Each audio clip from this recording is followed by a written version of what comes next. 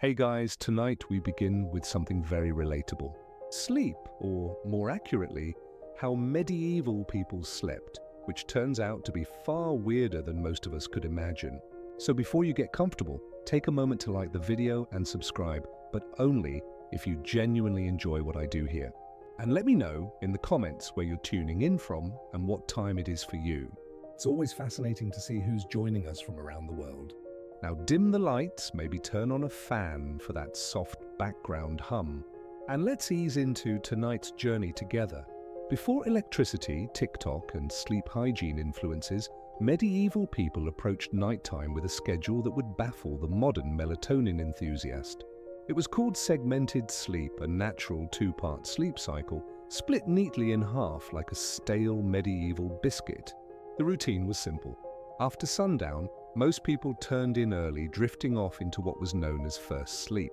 Then after about 4 hours, they'd wake up deliberately and spend the next hour or two doing what can only be described as medieval midnight multitasking.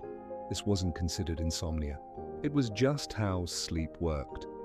The watch period between the two sleeps was seen as practical, useful, and occasionally alarmingly social.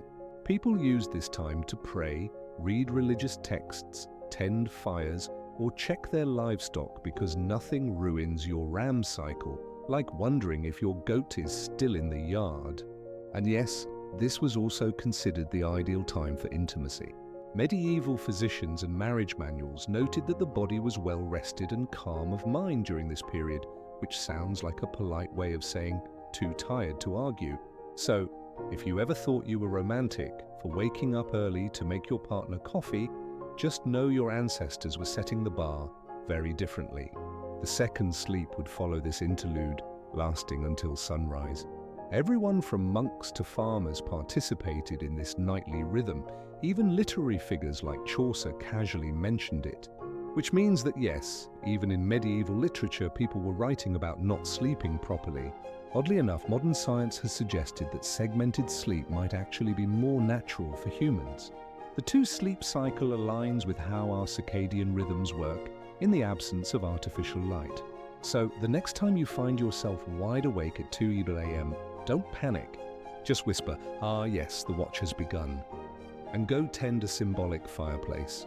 It wasn't until the industrial era with factories, gas lamps, and the growing fear of unproductivity that humans began to enforce the idea of 8 uninterrupted hours, as though sleep were a timed sport. In the medieval world, waking up in the middle of the night wasn't failure. It was the schedule, and everyone was on it whether they liked it or not. Let's talk about beds, or rather the medieval approximation of them. In today's world, we obsess over thread counts, memory foam, cooling gels, and whether a mattress is cloud-like. In medieval Europe, a bed was often just a pile of stuff that used to be alive, now flattened under the weight of poor sleep and unspoken regrets. The typical peasant bed consisted of a straw mattress known as a pallet. This was literally straw or hay stuffed into a sack of rough fabric, if they had the luxury of a sack. If not, it was just straw on the floor, possibly damp, possibly already claimed by a cat. These pallets were not comfortable, but they were better than nothing, which was the alternative. Straw was cheap, plentiful, and good at insulating against the cold. It was also great at harboring insects, lice, and the occasional field mouse, which made sleeping an exercise in cautious stillness. If it itched, you ignored it. If it bit, you just shifted slightly and hoped for the best. If a family had a bit more money, or at least a functional back, they might elevate the straw mattress onto a wooden frame. This didn't change the sleep experience dramatically, but it did reduce the chances of waking up with beetles in your ear slightly. Linens were a rare treat. Most people slept in the clothes they wore all day. Pajamas weren't really a thing, and neither was personal space.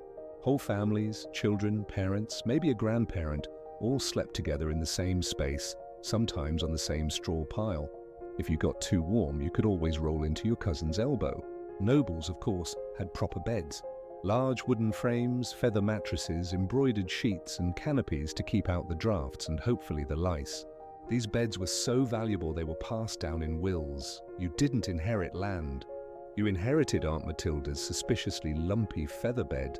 Still, for most medieval folks, a bed wasn't a place of comfort.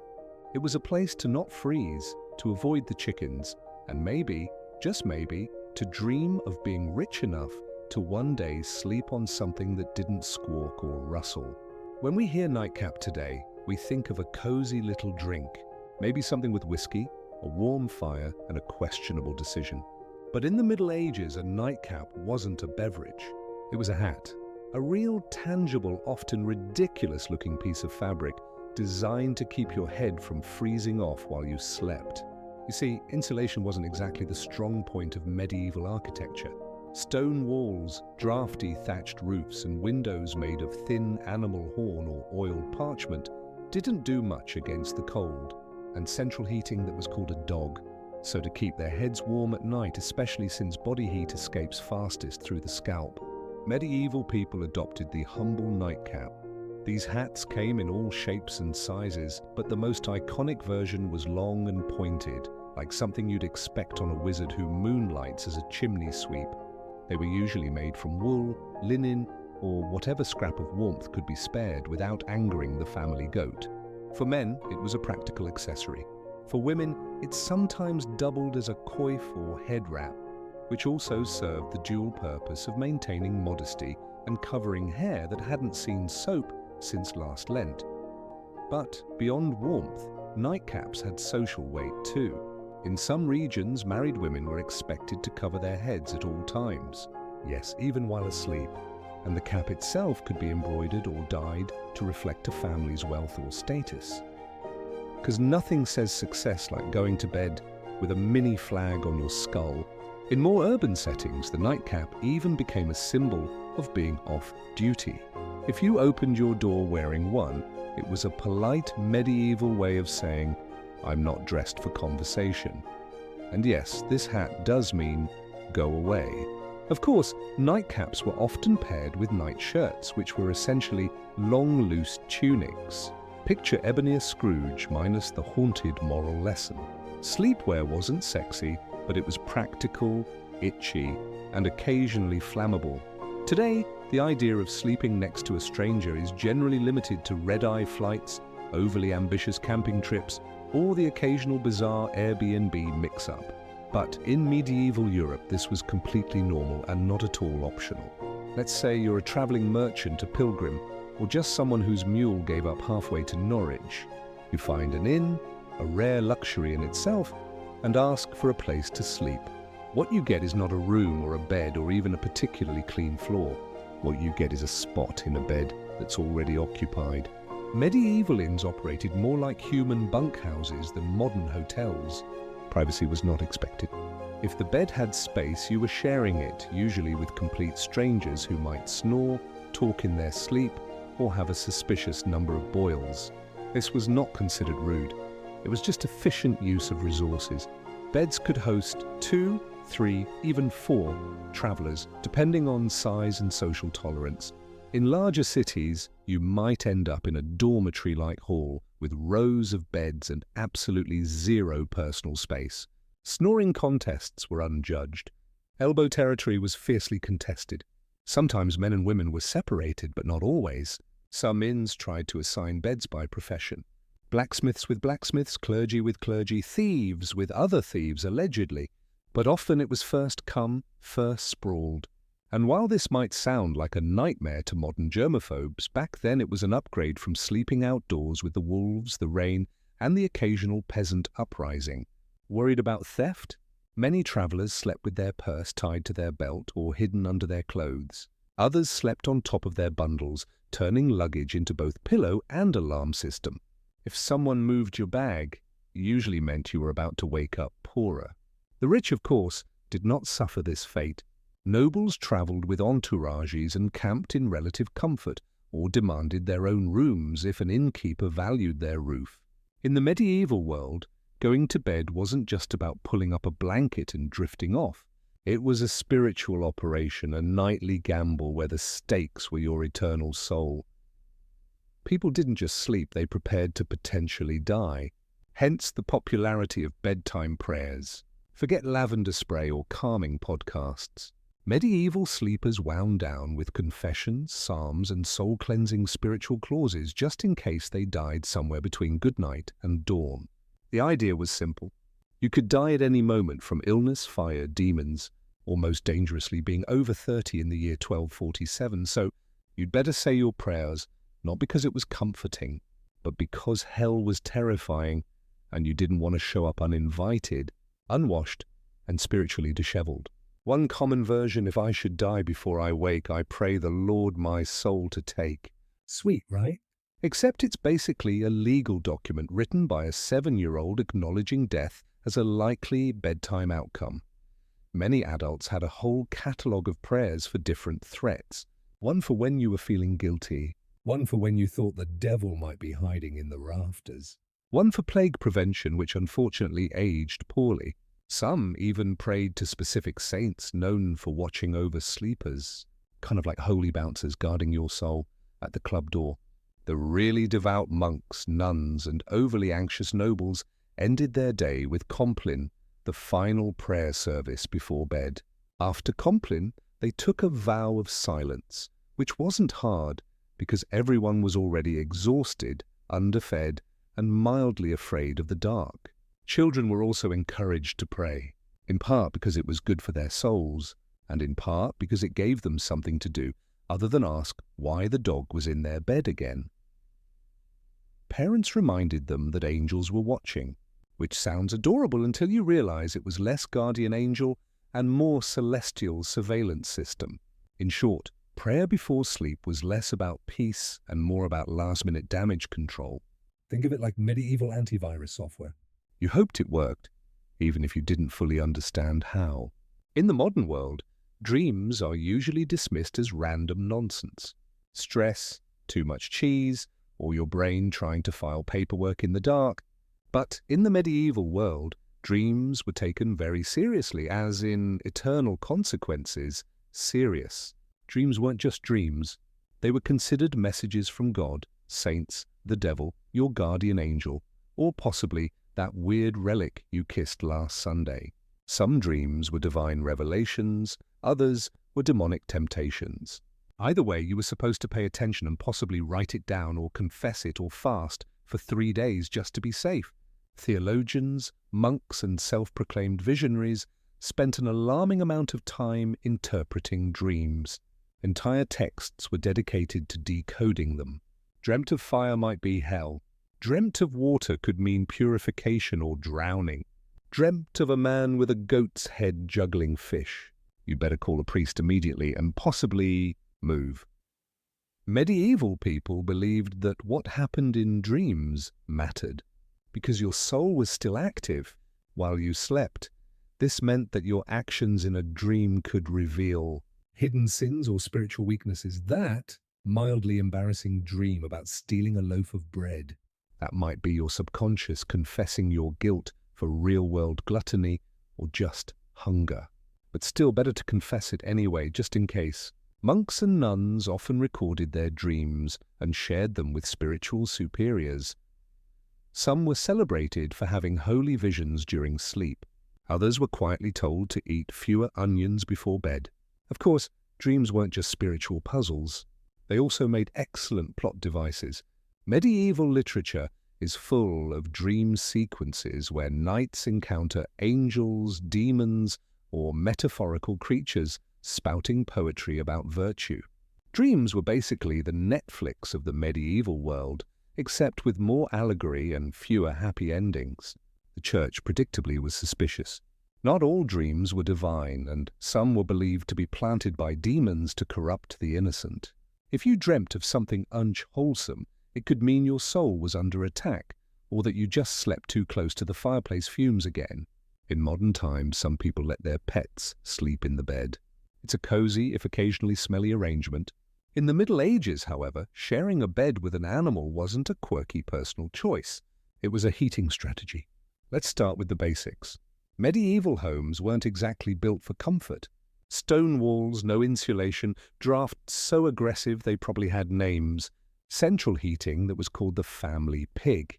In peasant homes, it wasn't unusual for humans and livestock to sleep in the same room, sometimes the same bed, and very often the same pile of straw. Chickens wandered freely, dogs curled up at your feet, pigs snorted softly beside the hearth, and if you were lucky, none of them bit you during the night. This wasn't about affection, though medieval people certainly appreciated their animals. It was about survival. Animals generated body heat. They were warm, dependable, and unlike some relatives, didn't hog the blanket. A large dog could keep your toes from freezing. A cow in the corner might raise the room temperature by a degree or two, which in January felt like a miracle. Medieval homes, especially those of the lower classes, often had just one room for everything: cooking, eating, sleeping, occasionally dying. Everyone, humans and animals alike, made do with the same space. Children might be nestled between parents and a goat. A chicken might serve as an impromptu alarm clock. Hygiene. Let's not ask too many questions. For wealthier families, this wasn't as common. Nobles didn't usually sleep next to livestock, though they might still have lapdogs in bed, not for heat, but for fashion and flea redistribution. Some castles even had separate sleeping areas for favorite animals, because nothing says power like a dog with its own room and title. There were drawbacks, of course. Animals can be loud. They can wander. And they are not, historically speaking, known for respecting personal space, but medieval people adapted. A hoof in the face at 3 a.m., just part of the bedtime routine. If you've ever had to share a room at a youth hostel and thought, this is a bit much, allow us to introduce the medieval monastic dormitory, a place where comfort went to die quietly under a vow of silence. Monasteries didn't believe in personal space or softness or fun, really. The typical dormitory housed dozens of monks all sleeping in a single large room, usually arranged in neat rows like morally upright sardines. Beds, if you could call them that, were often wooden planks, sometimes with a straw mattress if the abbot was feeling generous, or it was a feast day. You slept fully clothed, not out of modesty, but because getting dressed in the dark at 2 a.m. for prayers was more painful than just going to bed already prepared. The monastic uniform, including robe, belt, and sandals, doubled as spiritual armor and poor insulation. If you got cold, you layered up. If you got hot, well, no, you didn't. There were no pillows, no privacy curtains, and absolutely no talking. Silence was enforced, not suggested, under the rule of St. Benedict. If you rolled over and groaned too loudly, you might find yourself on chamber pot duty for a week. Snoring, however, was a grey area. You couldn't control it, but if it became disruptive, the Lord might still hold you accountable, or at least your cellmates would. Lighting was minimal. One candle, maybe. You didn't need to see. You just needed to lie still and not sin. That was the goal. Despite the austerity, monks believed their Spartan beds were training for the afterlife, preparation for the soul's journey by denying the flesh any excess. Sleep was not a pleasure. It was a necessity monitored and scheduled like everything else. Some monks even slept sitting up just to avoid any hint of luxury or dreams or circulation. Compared to this, peasant straw piles and snoring pigs almost seem luxurious. At least the pig didn't judge you. Let's talk about something that would horrify most modern sleepers. Waking up voluntarily at 2 a.m. and not for a bathroom break or a doom scroll, but for prayer. Loud, cold, candle-lit prayer. In medieval monasteries, this was standard practice. Monks and nuns followed a rigid daily schedule based on the canonical hours, which included matins, the first service of the day, and by day, we mean the darkest part of the night, when even the owls were still deciding whether to wake up. The bell would toll, often rung by someone who drew the short straw, and the entire dormitory of robed, sleep-deprived souls would shuffle off to the chapel in silence. And yes, still in full clothing, because monks didn't do pajamas. The only layering system they believed in was spiritual. Inside the chapel, by flickering candlelight, and under the echo of stone vaults, they would chant psalms, recite scriptures, and try their best not to fall asleep on their feet, which incidentally was a real issue. There are records of monks being punished for dozing mid-prayer, usually with extra chores or more prayers. You fell asleep in matins. Congratulations, you now get to lead the next one. Matins could last an hour or more. Some particularly enthusiastic orders stretched it to 2. Imagine trying to stay spiritually engaged while your stomach reminds you that dinner was a bowl of lentils and a moral lesson, and your body is actively shutting down. After the service, monks would either return to bed for their second sleep or, in stricter orders, move straight into study or manual labor, because nothing says holy discipline like threshing wheat on 4 hours of fragmented rest. Why so early? The idea was to sacrifice comfort and dedicate the first and quietest part of the night to God, uninterrupted by the temptations of daylight, warmth, or REM cycles. It was a powerful symbol of devotion, or at least it was once you got over the numb feet, the candle smoke, and Brother Ambrose's off-key chanting. In the modern world, sleeping alone is often framed as a luxury, a sign of independence, peace, or just an ability to control the blanket. In the medieval world, though, sleeping alone was considered suspicious, impractical, or just downright unsafe. Let's start with the basics. Warmth. Beds, as we've established, weren't exactly toasty. Stone walls and open chimneys didn't do much to trap heat, and central heating was still several plagues away. So, people shared beds for body heat, not out of intimacy, but out of basic thermal desperation.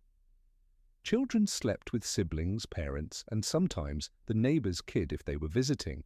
It was like a sleepover, but nobody asked if you wanted to be there. But beyond warmth, there was a spiritual reason for sleeping in groups. Many people believed the night was when the devil worked overtime. Alone in the dark, your soul might be vulnerable to temptation or worse, possession. Having others nearby created a kind of moral buffer zone. If something went wrong, at least someone would witness it or catch the demon first. For children, being alone at night was practically unthinkable, not just for comfort, but because ghosts, fairies, and wandering spirits were all part of the nightly landscape. Tales warned against solitary sleep as a gateway to mischief and spiritual peril. And unlike today's bedtime stories, these tales didn't end in hugs. They ended in disappearances. Even married couples often shared their beds with children, servants, or random guests. Privacy was not a concept so much as a modern myth. In fact, the idea of 2 people sleeping alone in a giant bed was so foreign that it would have been considered either wasteful or deeply, deeply suspicious. In religious contexts, even monks often slept communally. And if someone was assigned to sleep alone, it was often for disciplinary reasons. Yes, in some cases, being alone in bed was literally a punishment. Medieval logic, solitary sleep grants opportunity for sin. Group sleep, public accountability. Next time you're curled up in your own bed with your own blanket in a room that doesn't smell like goat, enjoy the silence. In medieval times, you'd probably have 2 kids, a sheepdog, and a cousin in there with you, all of them snoring. If you've ever accidentally fallen asleep sitting up in a lecture, a carriage, or a dentist's waiting room, you probably woke up with a crick in your neck and a deep sense of regret. But in the Middle Ages, sleeping upright wasn't an accident. It was a lifestyle. Some medieval folks, particularly the wealthy or religiously devout, chose to sleep propped up rather than lying flat. Why? A few reasons, none of them particularly restful. First, there was a medical belief that lying flat was bad for digestion, the lungs, or the general balance of the bodily humors. In a world where doctors thought a sneeze could rearrange your soul, this logic made perfect sense. Upright sleeping, they believed, helped avoid congestion of the brain, which sounds ominous, but mostly meant don't drown in your own phlegm. Second, there were spiritual concerns. Lying flat was considered too close to the posture of the dead. You didn't want to confuse God or worse, attract attention from the angel of death by sleeping in the same position used at funerals. Superstitious? Absolutely, but when your local priest doubled as the community's health consultant, you picked your battles carefully. As a result, people often slept partially reclined, supported by large bolsters, pillows, or the wooden headboard equivalent of a medieval lazy-boy. Nobles sometimes had their beds rigged with angled supports to maintain a semi-seated posture, perfect for digesting one's evening meat pie or fending off surprise demon attacks. Monks took it a step further.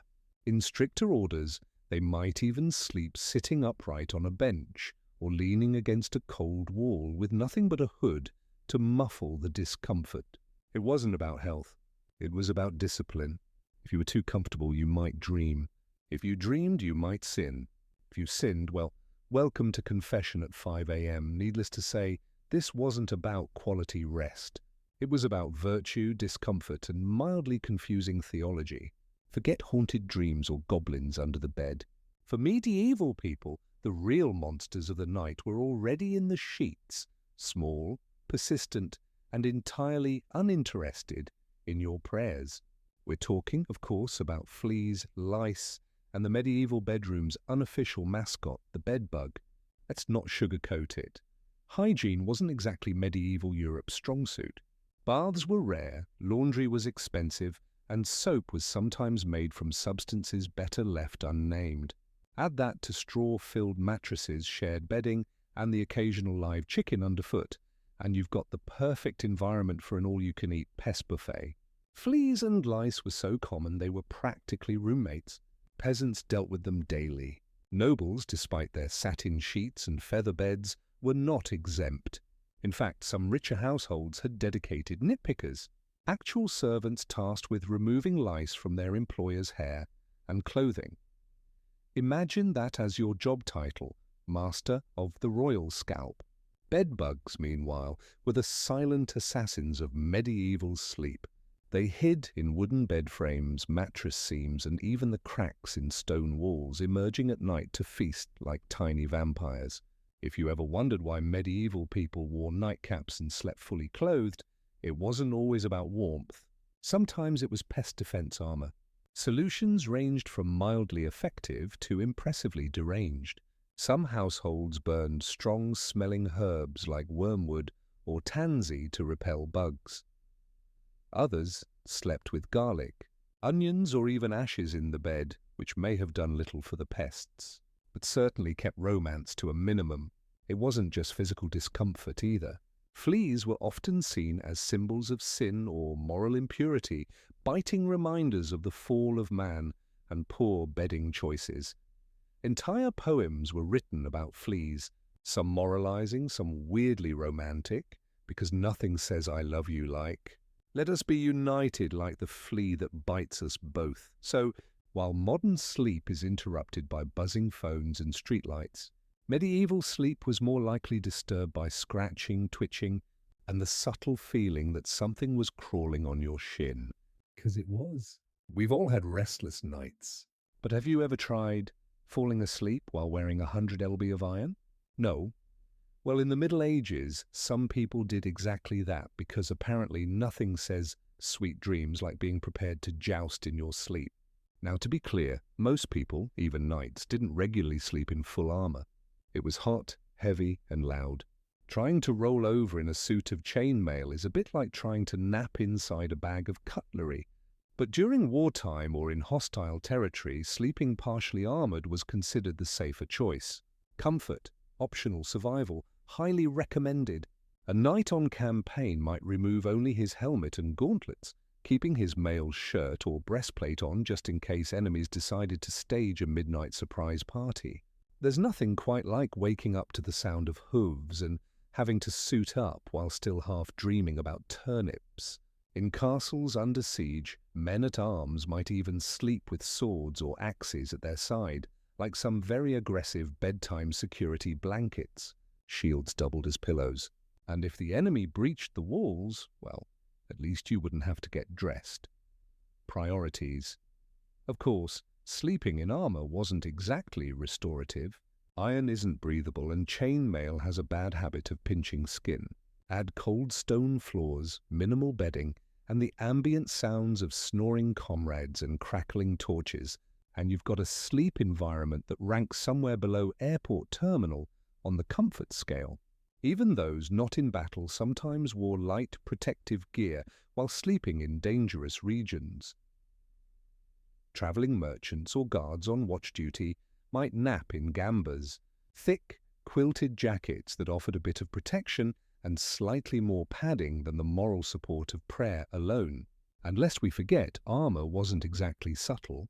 If you rolled over the wrong way, you might clank so loudly that everyone else woke up and assumed the apocalypse had arrived again. In a time when nightly demons, lice infestations, and pigs in your bed weren't considered unusual, you might think that sleepwalking was just one more medieval inconvenience. But oh no, it was much more dramatic than that. In the Middle Ages, if you started wandering around in your sleep, people didn't chalk it up to stress or exhaustion.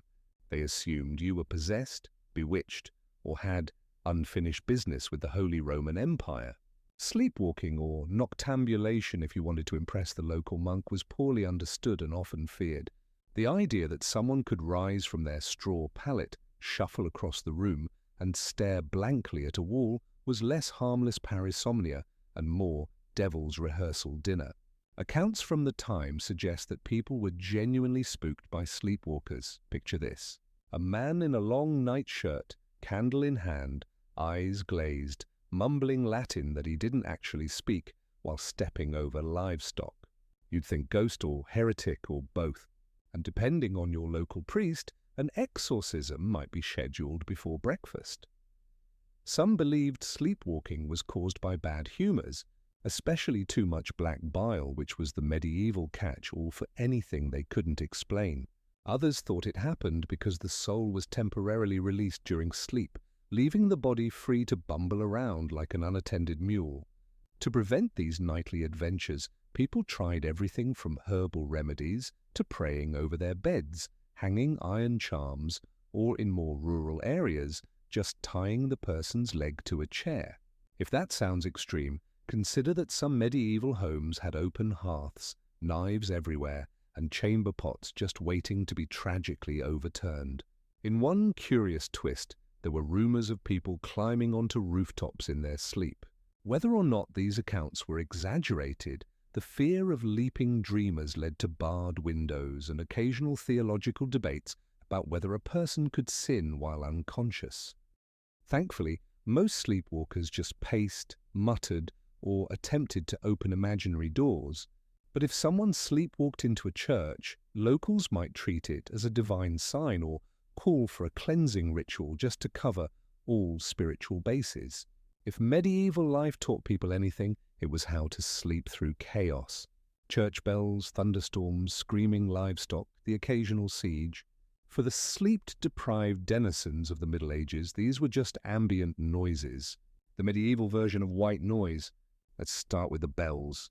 Church bells marked every sacred moment of the day. Sunrise, prayer times, meals, and of course, the ungodly hour of matins at 2 or 3 a.m. If you lived anywhere near a monastery, your dreams were probably soundtracked by regular tolling. At some point, the brain just accepted it. Bells became the lullaby of an overscheduled soul. And it wasn't just bells. Storms were frequent and terrifying. With no weather apps or triple-glazed windows, you experienced every clap of thunder like the world might end. Roofs leaked, windows rattled, and chimneys howled like banshees. Still people slept. They had to. Work didn't stop for insomnia. Neither did ploughing, praying, or running from Vikings.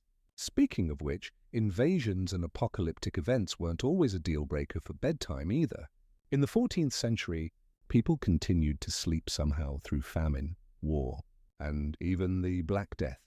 When death carts rolled by in the morning, it was considered more of a grim wake-up call than a cause for panic. And if you didn't wake up, well, some believed that was a mercy. There are even records of people sleeping through earthquakes, barn fires, and angry mobs. Sleep deprivation was common, and bodies adjusted.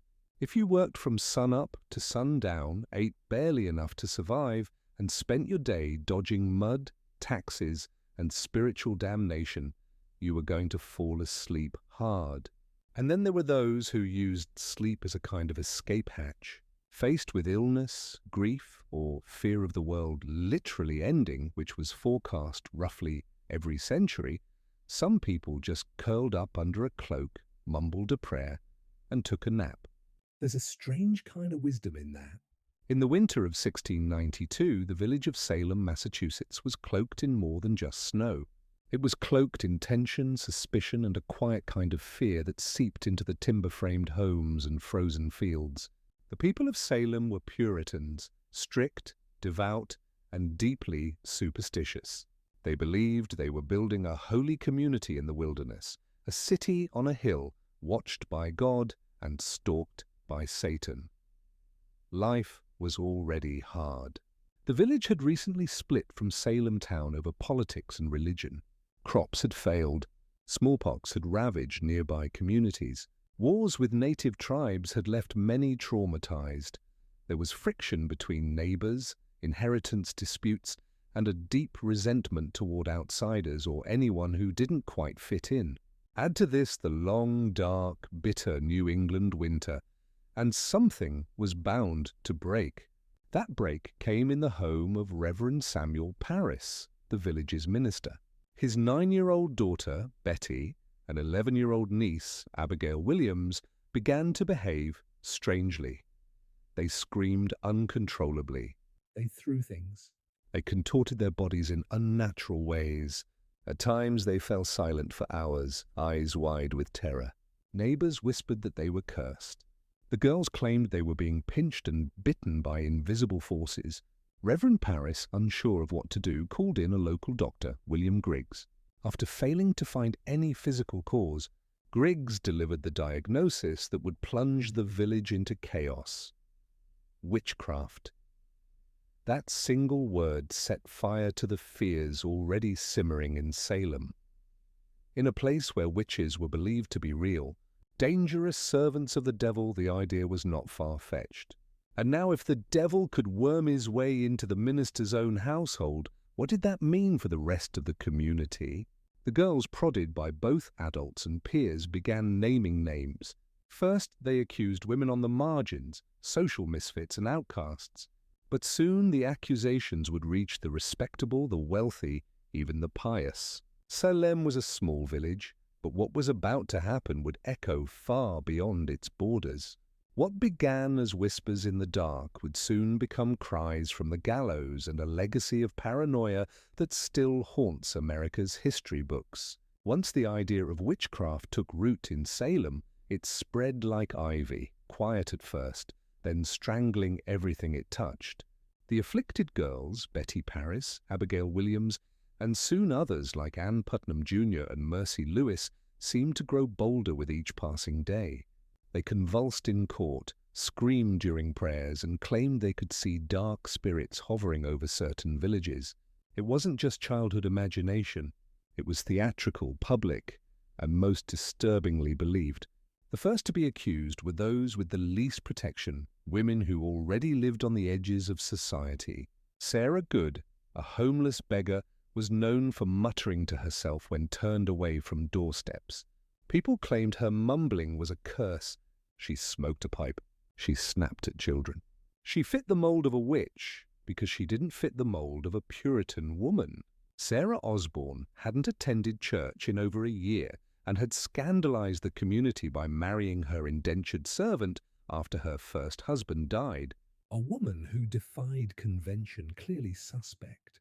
Tituba, the enslaved woman in Reverend Parris's household, was the most exotic of all. Originating from Barbados, her storytelling, accent, and folklore frightened the villagers. Under pressure, possibly even physical beatings, Tituba confessed to witchcraft. But instead of clearing the air, her confession blew it wide open. She told a story of a tall man in black, a figure associated with the devil, who asked her to sign a book. She said she saw strange animals, yellow birds, red cats, and even spectral dogs. But most damning of all, she claimed there were other witches in Salem. That was all the court needed to hear. Once Tituba opened the door, others rushed through it. New names were added weekly. Neighbors turned on neighbors. Old grudges were disguised as righteous accusations. Property disputes turned into spectral assaults. If someone's cow died suddenly, it must have been witchcraft. If a baby cried during a prayer, surely that was the devil's doing. The fear became so infectious that not even the innocent dared to speak out. To defend an accused witch was to invite suspicion upon yourself. Silence was safety.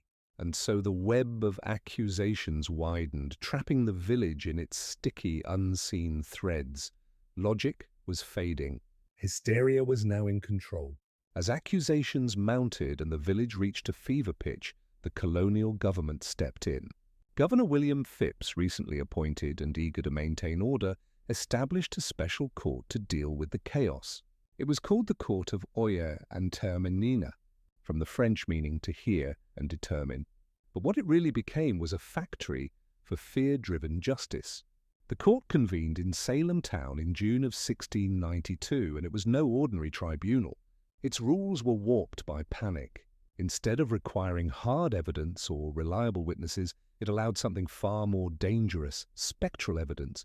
Spectral evidence was testimony that a spirit or spectre of the accused had afflicted the victim. In other words, if a person claimed to have seen your ghost-like form in a dream choking them, that was admissible in court. Never mind that the accused could be asleep at church or miles away. It was their spirit doing the devil's work. You couldn't cross-examine a dream. And worse, you couldn't disprove it. Children were now treated as star witnesses. Their seizures, screams, and gasps in court became more theatrical by the day. One girl, Mary Walcott, would fall into fits the moment a suspected witch entered the room. If a prisoner looked at her, she shrieked. If they didn't look at her, she shrieked louder. The performances were mesmerizing, and the judges, including the influential Judge Samuel Sewall and Chief Justice William Stoughton, accepted it all. Defense lawyers there were none. The concept didn't exist in colonial trials. If you were accused, you stood alone. If you denied the charges, the afflicted girls writhed in agony. If you confessed, you might be spared death, but only if you named others. The system rewarded lies and punished silence. Worse still, the trials became public spectacles. People traveled from nearby towns to witness them. The accused were paraded into court in shackles, often bewildered, often poor, and almost always powerless. And yet, not everyone believed. Some townsfolk whispered that the girls were faking. Others questioned why only certain types of people were being accused, but few spoke openly. Questioning the court meant questioning the will of God. In Salem, reason had stepped aside and the law had become a mirror reflecting fear, not justice. On June 10, 1692, the gallows in Salem claimed its first victim, Bridget Bishop. She was not new to scandal. Her reputation made her an easy target. She wore bright red clothing, ran a tavern, and had been accused of witchcraft years earlier. During her trial, neighbors testified that her spirit pinched them in the night, that their babies died after she passed by, and that she kept enchanted dolls. She denied everything. Still, the court found her guilty. She was led to Gallows Hill, a barren, wind-swept patch of earth just outside Salem. No prayer, no mercy. The rope was pulled. The crowd watched, and with that single execution, the machinery of death began to churn. The hangings that followed came quickly. On July 19th, 5 more women were executed. Sarah Good, Susanna Martin, Rebecca Nurse, Elizabeth Howe, and Sarah Wilds. Some had good standing in the church. Rebecca Nurse in particular was a shocking case. An elderly, pious woman beloved in the community. Even the jury initially found her not guilty. But under pressure from the court and the afflicted girls, the verdict was reversed. Nurse's final words were whispered through the air, like a warning. "I am as innocent as the child unborn." But it didn't matter. The noose did not discriminate. In August, more executions followed. On September 22nd, the deadliest day, 8 people were hanged in a single morning. Among them was Martha Corey, a woman who had doubted the trials early on, and her husband Giles Corey, who met a different fate. Giles refused to enter a plea. The court, unable to proceed with a trial without one, resorted to an ancient English punishment. Peine forte dur. He was pressed to death. Stones were piled on his chest slowly, cruelly over 3 days. His final words, as legend has it, were more weight. By the end of the hysteria, 19 people had been hanged, 1 pressed to death, and at least 5 more died in jail awaiting trial. Dozens confessed falsely to save their lives. Over 200 people were accused. The gallows cast long shadows over Salem, not just on the hill, but in every heart. Fear had become law, and justice, blindfolded, had been led to the scaffold. While the executions claimed the spotlight, hundreds of others sat in cramped, foul-smelling jails, waiting for a verdict or a miracle. Salem's small jail couldn't contain them all. Accused witches were held in neighboring towns like Ipswich and Boston, chained to walls, starving, freezing, and forgotten. Most of the accused weren't witches or even outcasts. They were neighbors, friends, parents, children, people whose only crime was having a quarrel with the wrong person or owning land someone else wanted. In many cases, personal grudges disguised as divine justice drove the accusations. A pig wandered into a neighbor's yard and died. Must be witchcraft. Someone refused to help with firewood. Clearly, they'd cursed the axe. Mary East, sister of the executed Rebecca Nurse, was one such case. She was a respected mother of 7 known for her piety. Initially released by the court, she was rearrested days later after new fits from the afflicted girls. Her second arrest sealed her fate. In a final petition to the judges, Mary begged them not for her own life, but that they put a stop to these proceedings before more innocent blood is shed. She was hanged soon after. Another notable case was Dorothy Good, the 4-year-old daughter of Sarah Good. After her mother's arrest, Dorothy was interrogated and under pressure confessed to being a witch. Her answers, gibberish and fear, were taken as truth. She was imprisoned for 8 months in chains. When finally released, she was mentally broken, never recovering from the trauma. Pregnant women were not spared. Elizabeth Proctor, whose husband John Proctor would later hang, was found guilty and sentenced to die. But because she was pregnant, her execution was delayed. It likely saved her life. She gave birth in jail and was eventually released after the trials ended. Accusations snowballed. Some accused confessed in desperation to avoid death, then named others to shift suspicion away from themselves. Entire families were pulled into the spiral. Fathers, wives, daughters, no one was beyond reach. Meanwhile, the jails swelled beyond capacity. Food was scarce. Disease spread. Some died awaiting trial, lost in the legal limbo of paranoia, and still new names were added each week. In Salem, it no longer mattered who you were, only who was willing to say your name. By the fall of 1692, the spell of hysteria began to crack, not because the court came to its senses, but because reality forced its way back in. The turning point came when accusations grew too bold. People who had once supported the trials found themselves suddenly on the wrong side of them. Reverend George Burroughs, a former Salem minister, was arrested and charged with being the ringleader of the witches. He was well-educated, well-spoken, and had previously clashed with influential families in the village. That was enough. But on the day of his execution, Burroughs did something shocking. He stood on the gallows and flawlessly recited the Lord's Prayer, something witches were believed incapable of doing. The crowd fell silent. Some wept. Even hardened observers were shaken, but the execution went on. That moment planted a seed of doubt. Then came the accusation of Mary Phipps, the wife of Governor William Phipps. Suddenly the hysteria had reached the top of the colony's social ladder. Phipps, already unnerved by growing criticism and chaos, finally took action.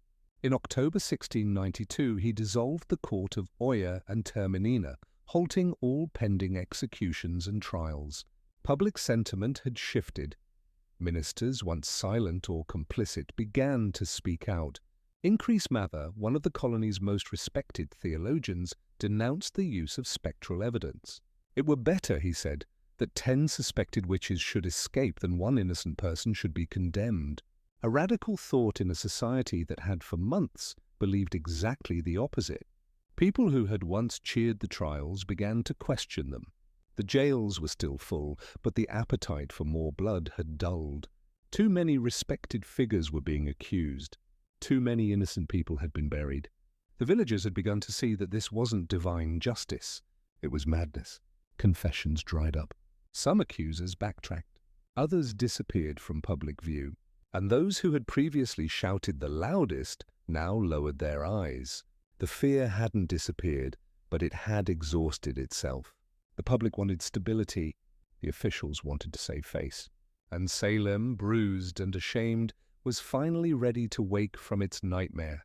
The storm was breaking, but the damage it had already been done. By late 1692, the judicial system that had fueled the hysteria began to collapse under the weight of its own absurdity. With the court of Oyer and Terminina disbanded in October, a new, more cautious court, the Superior Court of Judicature, was formed in early 1693.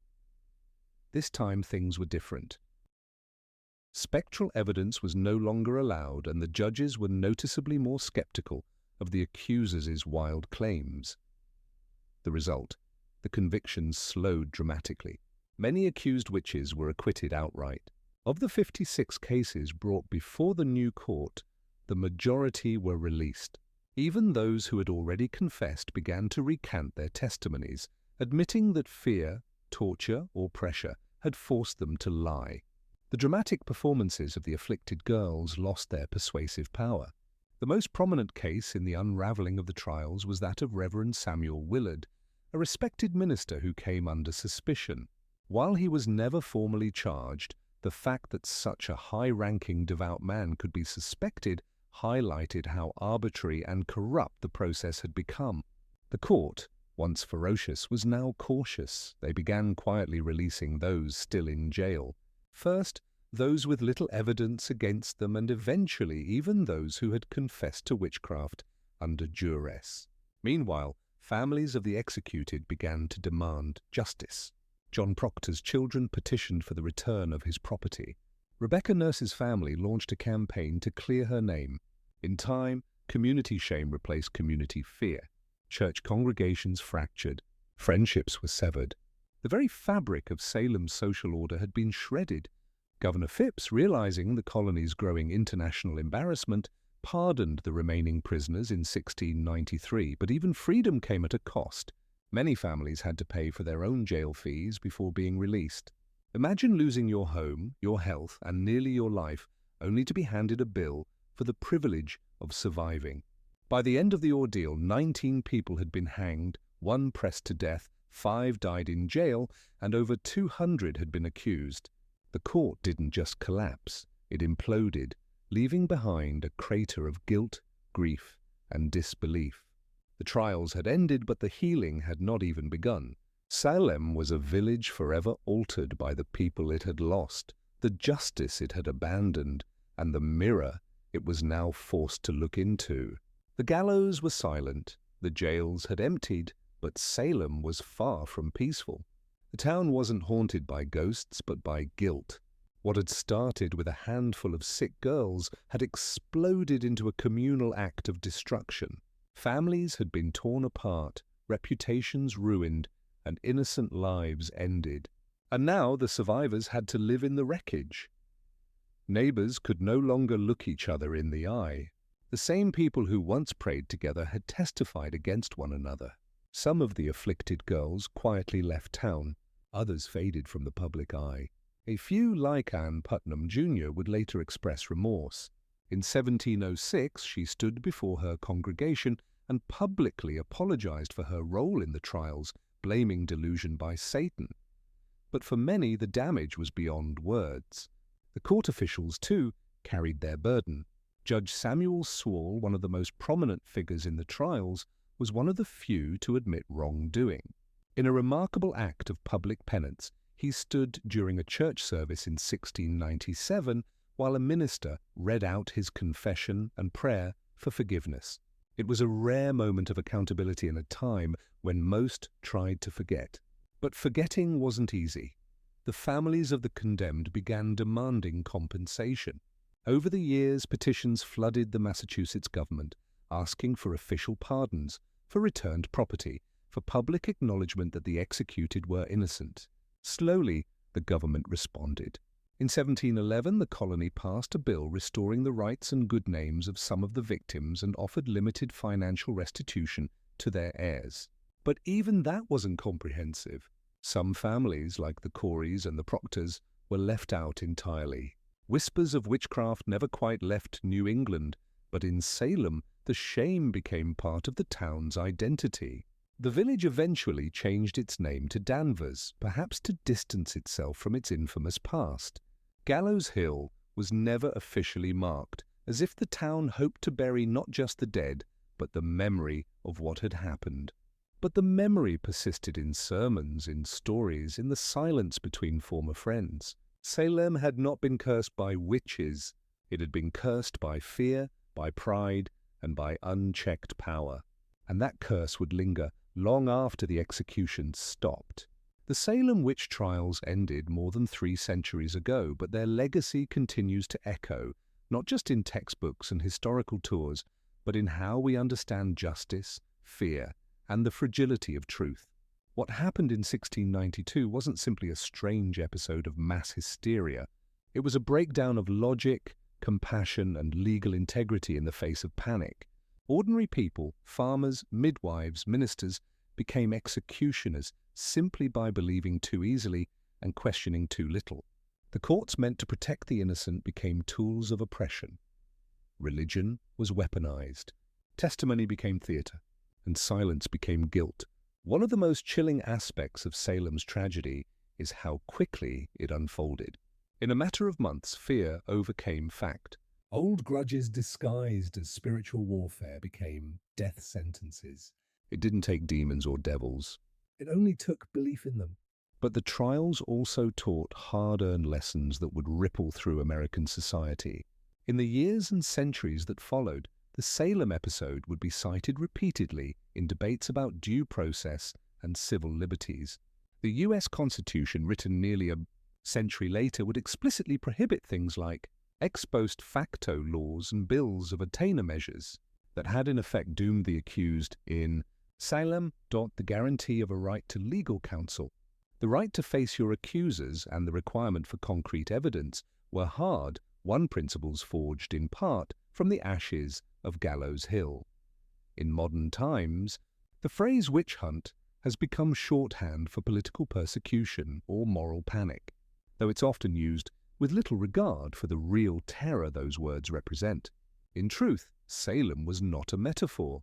It was a town where people were hanged for imaginary crimes, betrayed by the very systems designed to protect them. Perhaps the most lasting lesson is this: fear, unchecked, can become its own form of tyranny. And when fear is legitimized by power, by courts, by churches, by governments, it becomes almost unstoppable. The Salem witch trials are a cautionary tale, not just of one village's descent into madness, but of how easily reason can fall when fear is given authority. The gallows may be gone, the courtroom's quiet, but the warning still stands. Truth is fragile, justice is not automatic, and history has a habit of repeating itself unless we remember. Fulvia was born around 83 BCE into the elite, yet slightly eccentric, Fulvi family, an old plebeian house that had long since clawed its way into the upper echelons of Roman politics. Though not one of the oldest patrician clans, the Fulvi had produced consuls, generals, and orators. Their bloodline carried both ambition and a taste for disruption. Fulvia's father, Marcus Fulvius Bambalio, was known more for his bumbling speech than his political legacy. His nickname, Bambalio, literally referred to his stammer. But Fulvia, she was no stammer.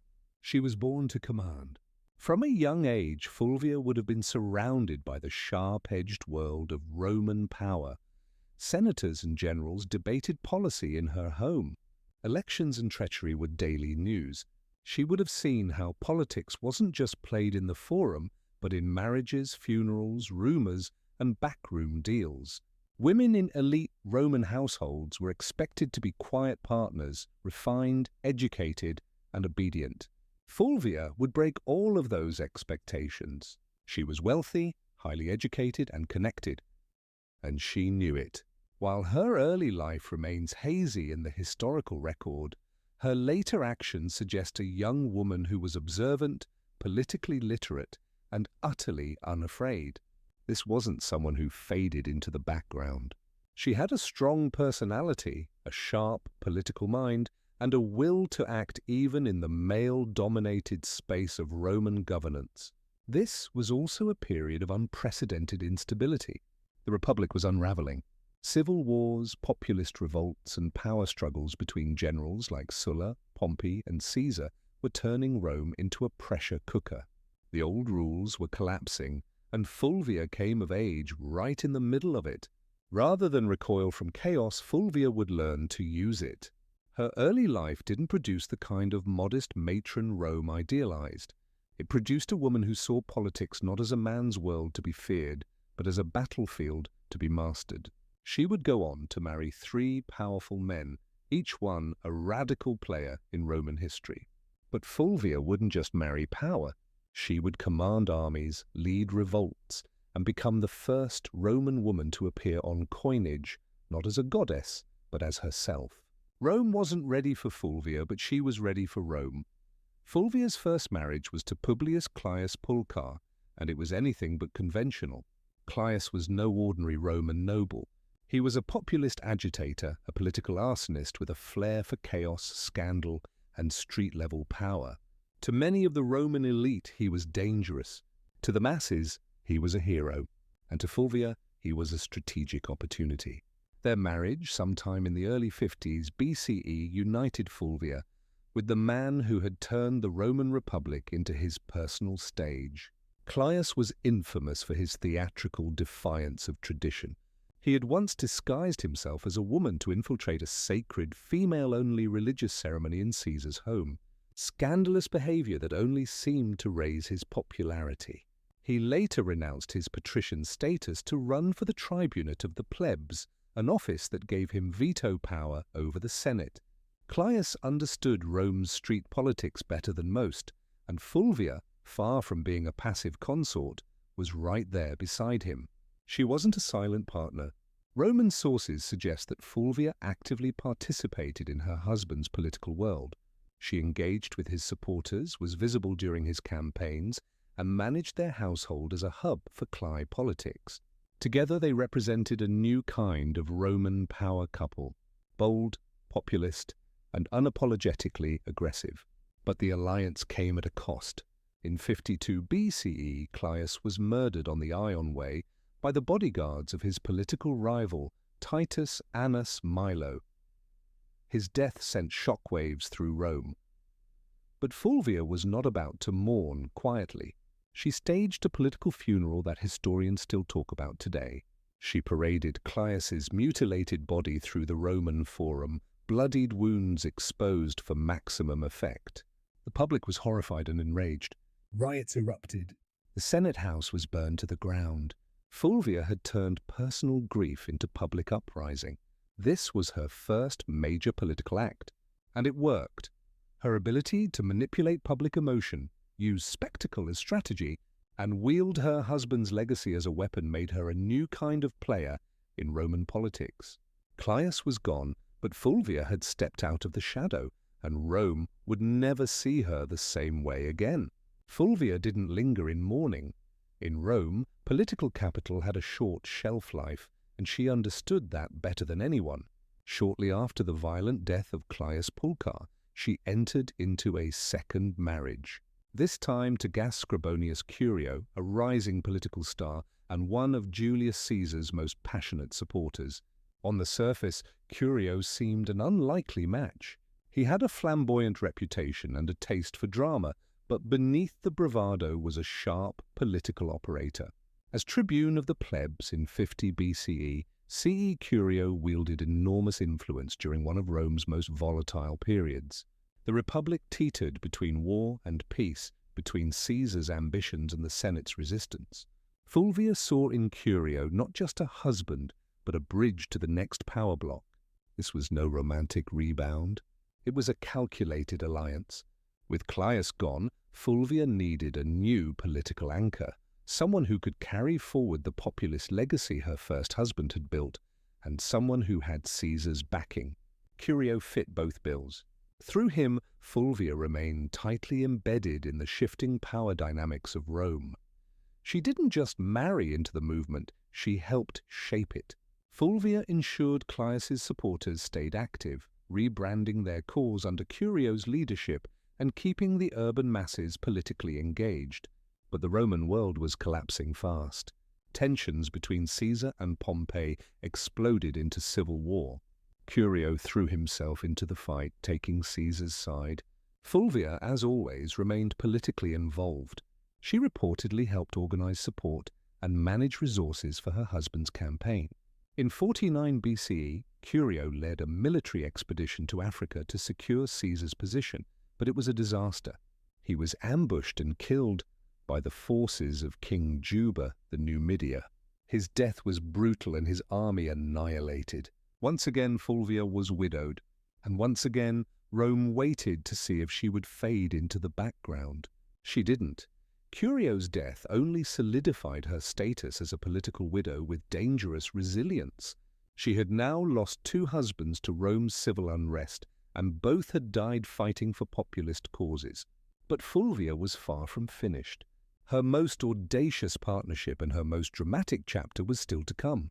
Fulvia's third and most famous marriage was to Mark Antony, the ambitious general and loyal ally of Julius Caesar. Their union, forged sometime around 47 BCE, wasn't merely a romantic attachment. It was a merger of power. Fulvia had already proven herself as a master of Roman street politics. Antony, rising rapidly through the military and political ranks, needed that kind of savvy support in Rome. Together they formed one of the most politically potent couples of the late Republic. By the time of their marriage, Fulvia was no stranger to blood and betrayal. She had buried 2 husbands and outmaneuvered countless enemies. Antony was no stranger to scandal either. He drank, he gambled, and his personal life was notoriously chaotic. But with Fulvia, he had found someone who could do more than entertain him. She could defend his interests, hold his alliances together, and rally supporters when he was away on campaign. And Antony, despite his brash exterior, understood her value.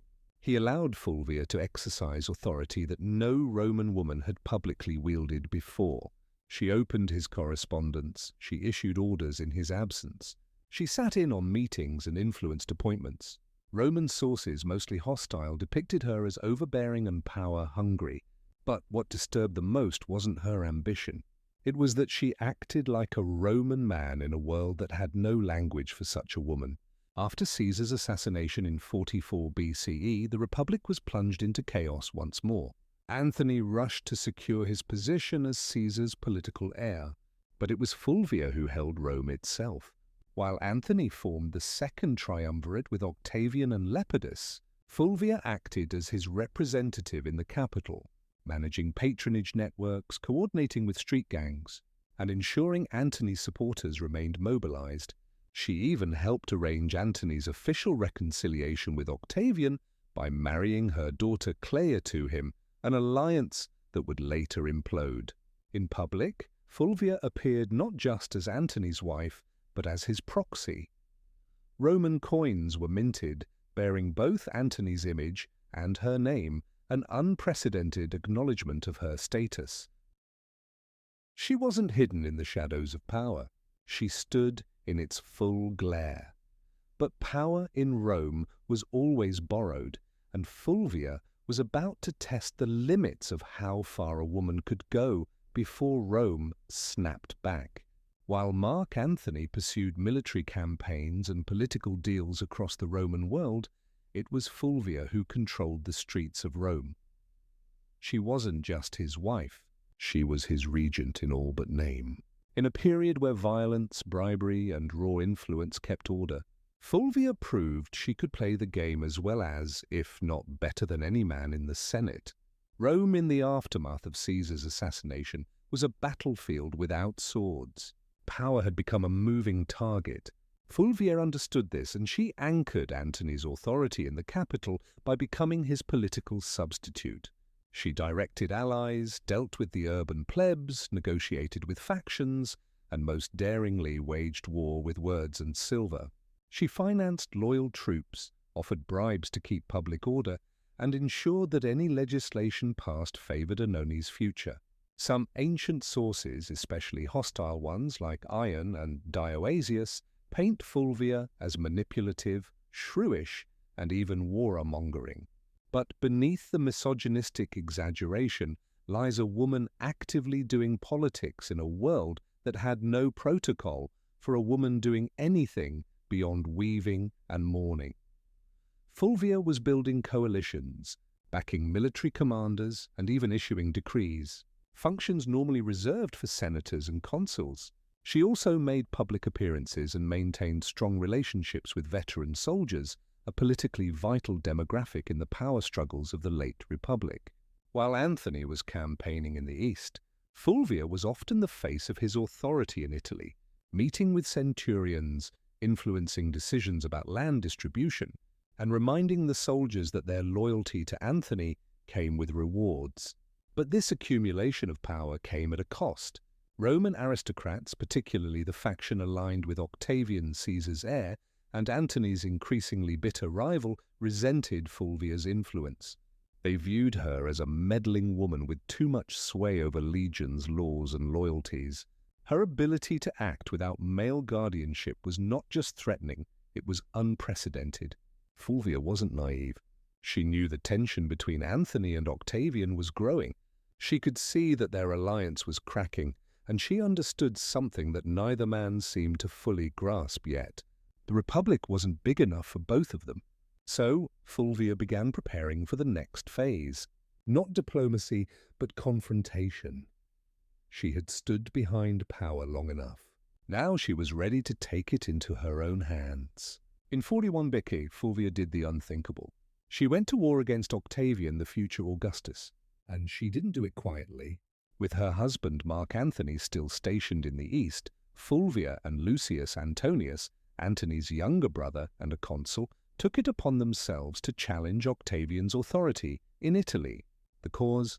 Ostensibly, it was to defend Antony's interests and protect the land rights of Roman veterans loyal to him. But underneath it all, Fulvia's fingerprints were everywhere.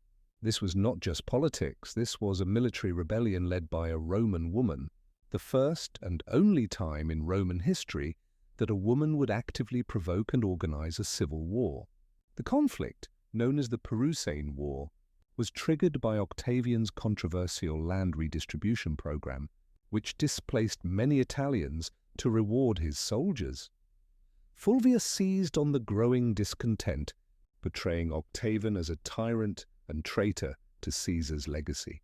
With Lucius acting as her frontman in the Senate and Fulvia organizing behind the scenes, they raised 8 legions and seized the city of Perugia, modern-day Peru. Make no mistake, this was Fulvia's war. Ancient sources suggest she was more invested in the conflict than Lucius himself. She rallied troops, stirred the public, and even corresponded with generals. Rome buzzed with rumors of her commanding legions, issuing orders and forcing Lucius into confrontations he didn't want. Octavian, though surprised, acted quickly. He besieged Peru through the winter of 440 BCE, cutting off supplies and hammering the city into submission. Fulvia, stuck between dwindling food and political betrayal, watched her bold gamble unravel. By early 40,000 BCE, the city surrendered. Lucius Antonius was spared, likely as a gesture to avoid alienating Anthony, but Fulvia was exiled. The woman who had once commanded riots, marriages, armies, and public opinion was now deemed too dangerous for Roman soil. She was sent to Sicyon in Greece, where she hoped to reunite with Antony. But Antony didn't come running. The once powerful alliance between husband and wife had eroded in the fog of war and distance. Fulvia had acted in his name, but perhaps without his blessing. She had dared to do what no Roman woman had before, wage a civil war. And now the Republic had made her pay the price. Banished from Rome, Fulvia landed in Sicyon, a city in Greece that had become a kind of diplomatic purgatory for failed power players. She had gone to war, not for personal gain, but in her husband's name. She believed she was defending Mark Annoni's interests, his honor, and perhaps their shared vision of Rome. But what awaited her in exile wasn't a hero's welcome. It was silence. Fulvia had risked everything: her status, her alliances, her life. And yet Antony did not immediately rush to meet her. In fact, by the time Fulvia arrived in Greece, Antony was already entangled with Cleopatra in Egypt. Whether their romantic relationship had begun or was merely brewing, the symbolism was crushing. While Fulvia was raising legions, Antony was raising goblets at banquets beside a queen. The betrayal cut deep, not just personally, but politically. Fulvia had fought a war to protect Antony's power in Italy, and in response he let her hang out to dry. Some ancient historians, especially Plutarch, suggest that Antony was furious with her for launching the Parisine War without his direct approval. Others argue he welcomed her downfall. It cleared the way for a marriage alliance with Octavian, something Fulvia would have never tolerated. Still, Fulvia wasn't entirely without supporters. Some of Antony's troops, fiercely loyal to her, urged reconciliation. But her health had begun to fail. After enduring siege, exile, and betrayal, Fulvia died in Sicyon in 40 BCE, possibly from illness, stress, or heartbreak, or all three. She was around 43 years old. Her death provided Antony with a clean political exit.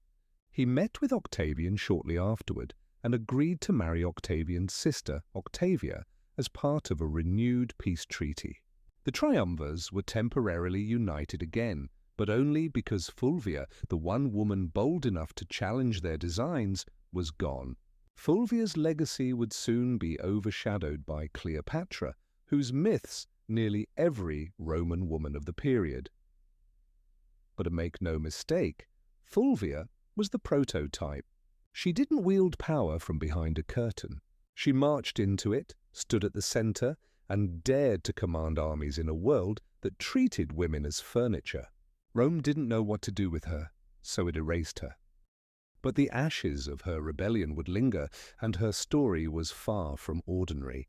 After Fulvia's death in 40 BCE, to the men she had once maneuvered, Antony, Octavian, and even her former allies, began the quiet work of rewriting her legacy. She couldn't defend herself, so the narrative was shaped by her enemies and the uneasy survivors of her ambition, and like so many powerful women in history, Fulvia became a scapegoat.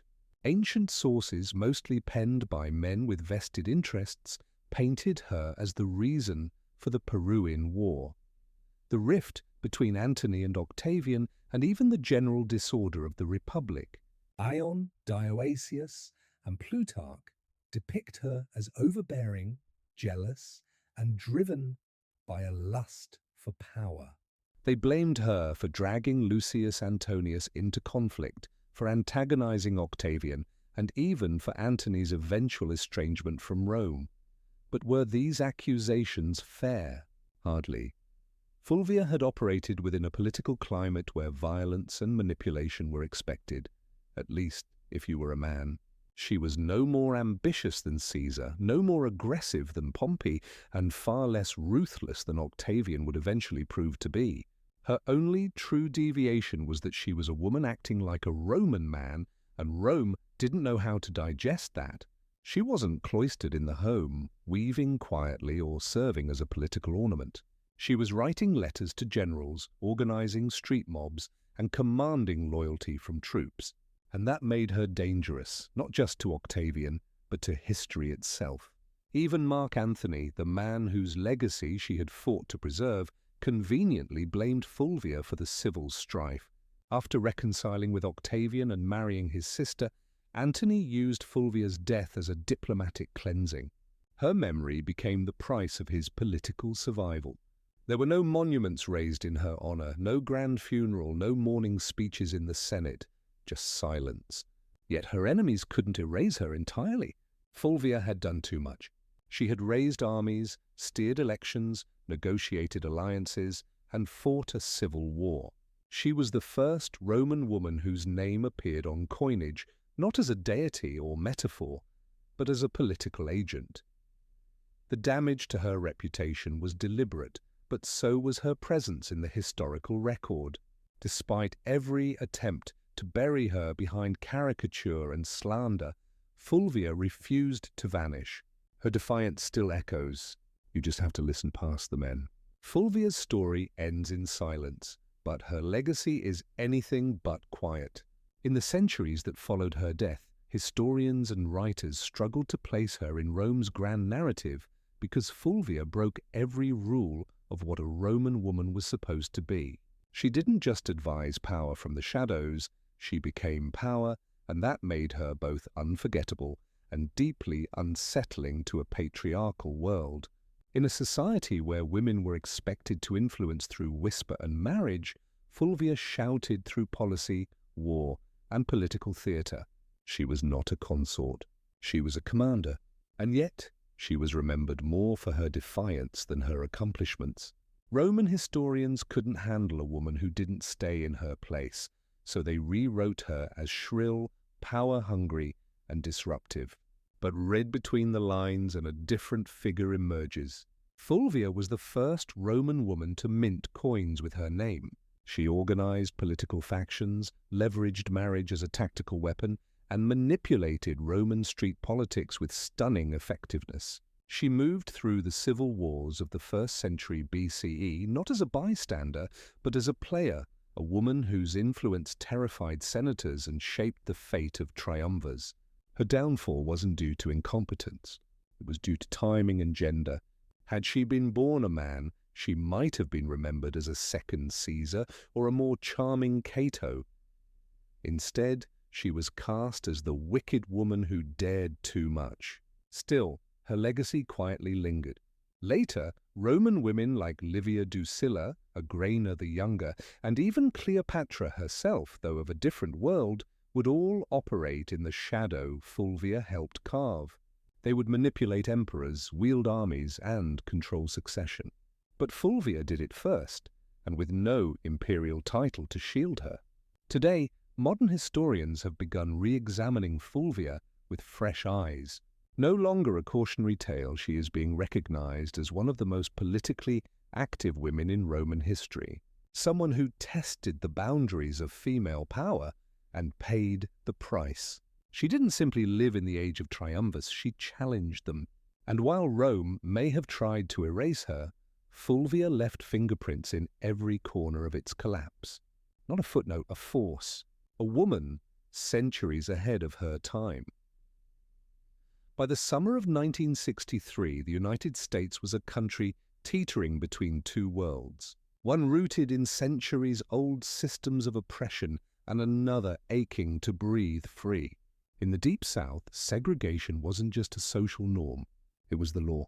Black Americans were barred from restaurants, schools, buses, voting booths, and even drinking fountains. Police brutality was rampant, lynching still occurred, and in places like Birmingham, Alabama, peaceful protesters were being met with snarling dogs and high-press fire hoses. But change was coming, and it wasn't asking for permission. In just a few years, the civil rights movement had surged into the national spotlight. Sit-ins, freedom rides, and boycotts had become familiar headlines. Leaders like Rosa Parks, Medgar Evers, and John Lewis were no longer just names. They were symbols of defiance. The March on Washington wasn't born out of a single conversation. It was the result of rising frustration and fierce hope. Black Americans were no longer content with waiting. They were demanding civil rights, and they were determined to make their voices heard where it mattered most, the nation's capital. The idea of a mass march in Washington, D.C. had been floating around for decades. Philip Randolph, a labor organizer and longtime civil rights advocate, had originally proposed the concept in the 1940s. Back then, it was meant to pressure the Roosevelt administration to desegregate the defense industry. That protest was called off after Roosevelt caved and signed an executive order. But now, in 1963, the stakes were even higher. Randolph, along with other civil rights leaders, including Bayard Rustin and Dr. Martin Luther King Jr., revived the vision. And this time, they weren't just marching for jobs. They were marching for dignity, for voting rights, for school desegregation, for equal pay, and most importantly, for the basic human right to live free of fear. Over a dozen major civil rights organizations came together to plan it, despite their many disagreements, because they understood the power of a unified front. The countdown had begun. Buses were being organized. Flyers were spreading. Word of mouth was moving faster than newspapers. And across the country, Black Americans were preparing for what would become one of the most unforgettable moments in American history. The dream was taking shape one footstep at a time. Pulling off a protest of any kind in Washington, D.C. was no small feat. But planning one for over 100,000 people, possibly more, was madness. Logistically, it sounded like a nightmare. Food, water, transportation, sound systems, bathrooms, medical teams, permits, crowd control, safety plans, and yet somehow they made it happen. At the center of this controlled chaos stood Bayard Rustin, a man who, despite being openly gay and often kept behind the scenes for political reasons, was a master strategist. Rustin had once studied non-violence directly under Mahatma Gandhi's followers in India. He had marched, been jailed, beaten, and surveilled by the FBI. But nothing fazed him. He saw the March on Washington as a chance to show the world what disciplined, non-violent protest could achieve when coordinated with military precision. In just 8 weeks, Rustin and his team transformed the idea into a reality. The march was officially called the March on Washington for Jobs and Freedom, and it was deliberately framed to include both racial justice and economic opportunity. That dual message was no accident. While Dr. King would later become the spiritual symbol of the day, it was Randolph and Rustin who made sure the demands were just as much about unemployment, minimum wage, and workers' rights as they were about civil rights. Meanwhile, tensions simmered beneath the surface. President John F. Kennedy and his administration were nervous, deeply nervous. They feared riots, backlash, or worse, bloodshed. Civil rights leaders assured them the protest would be peaceful. Still, the National Guard was on standby. Hospitals in D.C. were put on alert, and liquor sales were banned for the day. Federal workers were even told they could stay home. And then there was the question of unity. The Big Six civil rights organizations, NAACP, CPS, SNCC, SCC, National Urban League, and Randolph's Brotherhood of Sleeping Car Porters, often clashed over tactics. Some wanted more radical action, others more diplomacy. SNCC's young firebrands were growing impatient with King's non-violent approach, but they all agreed on this. The time for silence had passed. Rustin's plan read like a military operation. Every bus and train was tracked. Every speaker was timed to the minute. Every route had marshals trained in crowd control. They weren't just planning a march. They were orchestrating a moment that would shake the conscience of a nation. August 28, 1963, a sweltering Wednesday in Washington, D.C. The sun was already hot by 9 a.m. and the humidity clung to the skin like a second shirt. But it didn't stop them. From every corner of the country they came. Black, white, young, old, students, clergy, factory workers, and celebrities. Some wore their Sunday best, others clutched protest signs. They came by bus, train, carpool, and even foot. Over 250,000 people in total converging on the National Mall like a rising tide of hope. And yet there was no chaos. Despite the government's fear of riots and unrest, the scene was astonishingly calm. Volunteers directed foot traffic. The Red Cross handed out water. Groups sang freedom songs, held hands, and cheered as new marchers arrived.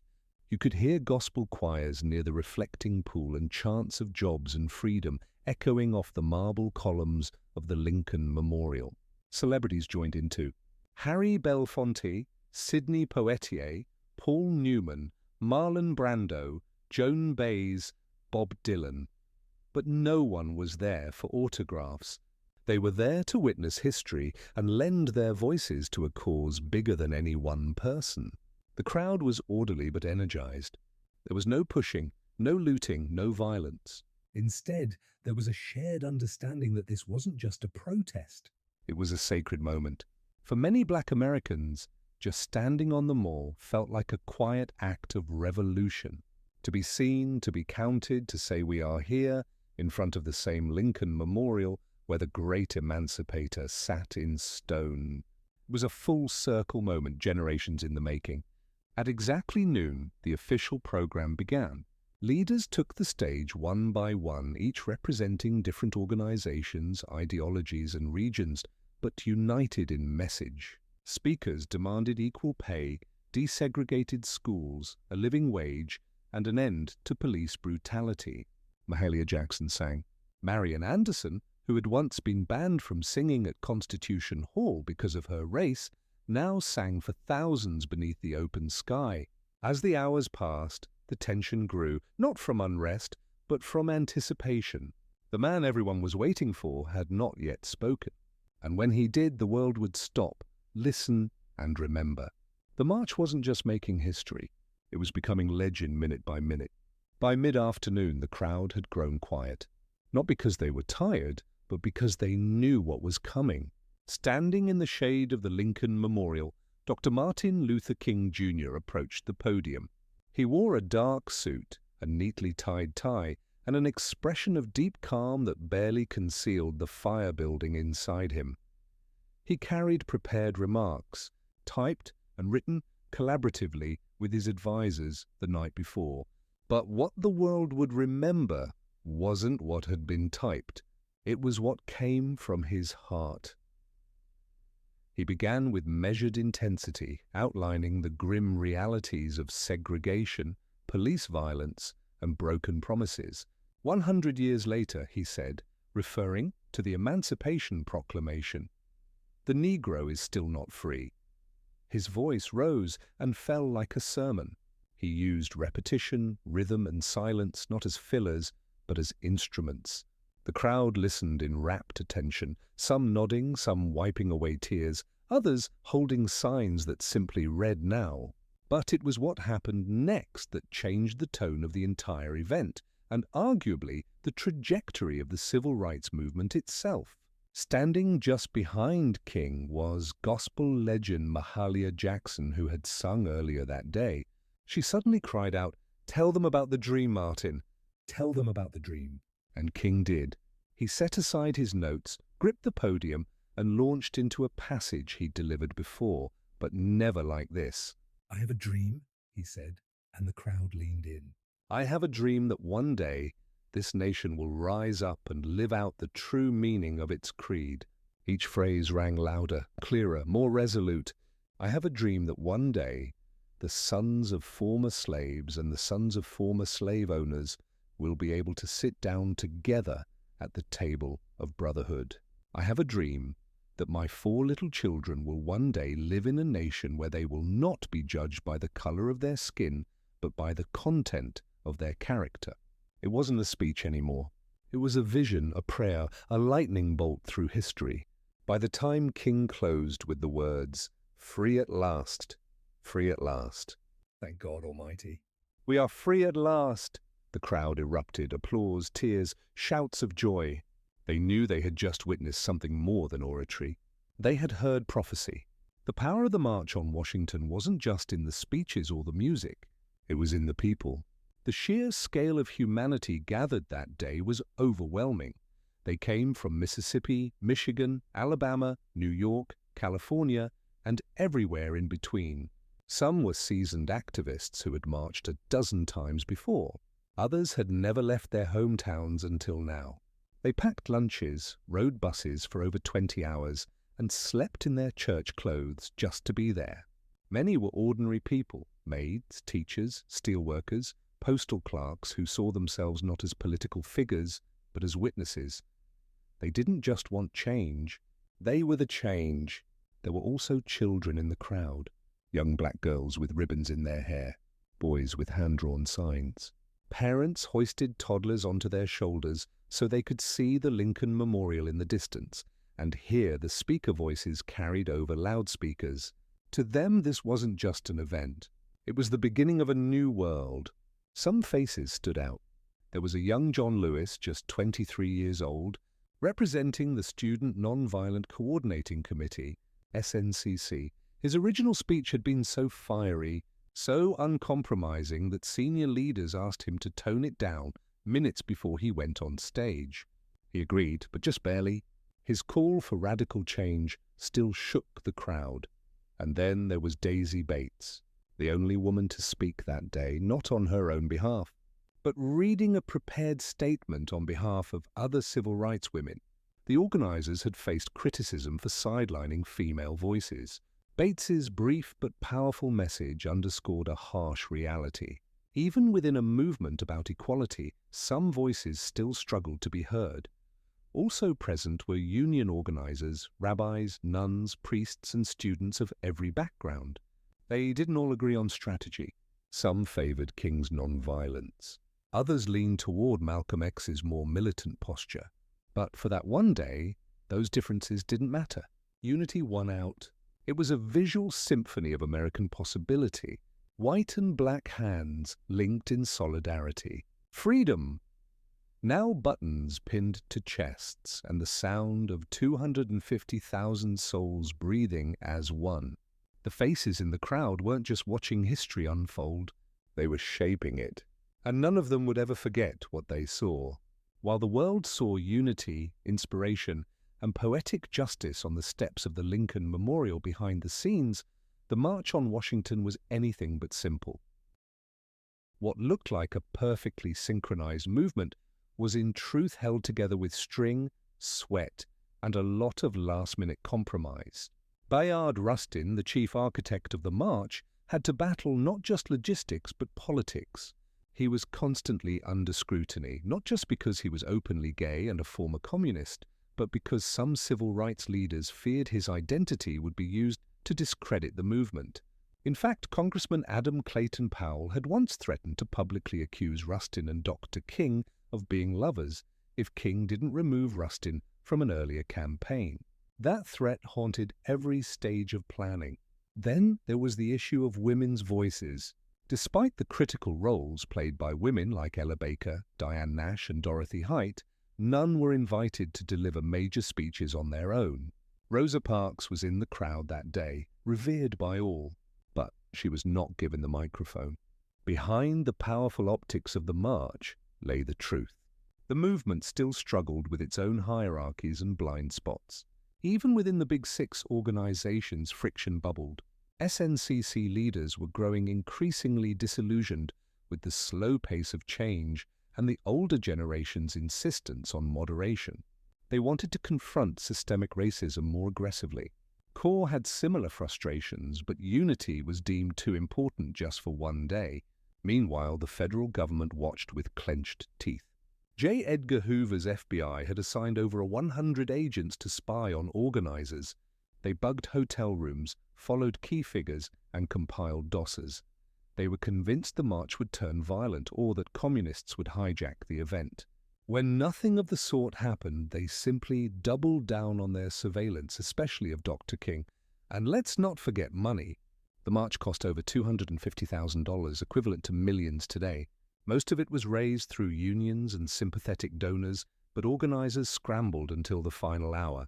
They even borrowed walkie-talkies from the Boy Scouts. The March on Washington was historic, yes, but it was also deeply human, imperfect, messy, political, and unfinished. Just like the country it sought to heal, the sun began to dip behind the Washington Monument as the crowds slowly dispersed. People hugged, cried, sang, and lingered as long as they could, reluctant to leave what felt like sacred ground.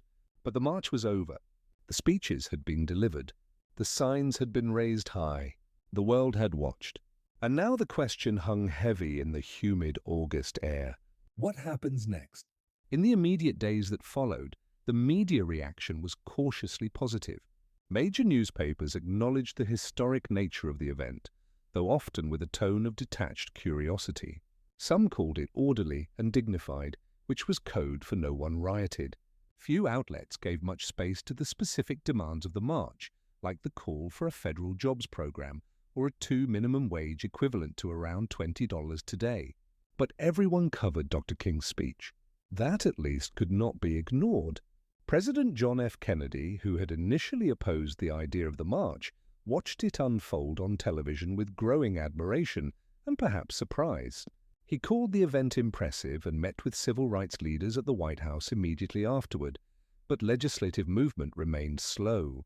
His proposed Civil Rights Act was still stalled in Congress, caught in the claws of Southern opposition.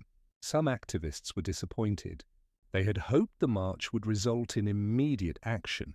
Instead, it was back to the grind, organizing, marching, resisting, and mourning those who paid the price for justice. Just weeks later, that reality hit hard. On September 15, 1963, 4 black girls were killed in the 16th Street Baptist Church bombing in Birmingham. The dream had been voiced, yes, but the nightmare wasn't over. Still, something had changed. The March on Washington marked a new phase in the civil rights movement. It proved that mass protest could be disciplined, powerful, and impossible to ignore. It brought together a coalition broader than ever before. Labor unions, faith leaders, celebrities, students, and working-class Americans all in one place, united by justice. And most of all, it gave the movement a voice, a dream, a speech that would be quoted, studied, and echoed across the world.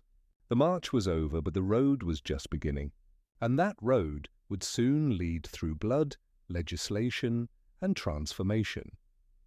The March on Washington didn't just rattle the conscience of America, it reshaped its moral landscape.